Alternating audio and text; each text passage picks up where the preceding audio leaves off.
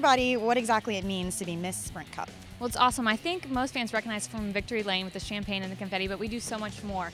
We're in the garage, in the pits, getting stuff for our social networking sites, facebook.com/MissSprintCup and twitter.com/MissSprintCup, really bringing fans closer to the sport they already love. We also have a huge fan display out at the Sprint Experience, called the Sprint Experience, out at every track, where we interact with fans. We do driver interviews. They can learn about Sprint products. We have the Sprint Cup trophy. We have racing simulators, tons of stuff. So our job isn't just limited to Victory Lane.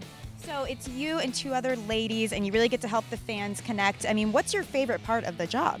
I think my favorite part is getting to travel and just meet fans from all over. Like I said, we're out at the Sprint Experience every weekend, and it's unique. NASCAR is unique that you have fans that have traveled thousands of miles to come to these races. So it's really cool. You know, you can be at a race in California and somebody's driven all the way from New York, New Jersey. So it's pretty crazy. So having the job now, do you think you've turned into a hardcore fan? I definitely have a better appreciation for the sport. You know, you're out there, you're learning about the sport, that it's a team sport. So much focus is put on the drivers, but it's a team sport. There's engineers, there's hundreds of guys that are working on these cars to get them on the track every weekend. The picker's obviously an important part too. So I think that's been the coolest part to kind of develop my fanship, is just a greater appreciation for the sport. And I think a lot of people assume it's like a guy's sport, but more and more women are getting into this. Why do you think women should consider NASCAR?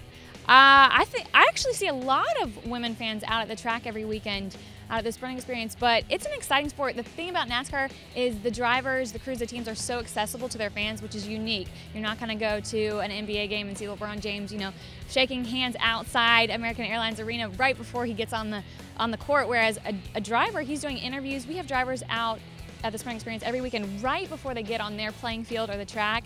So it's really unique in that they're so accessible to their fans.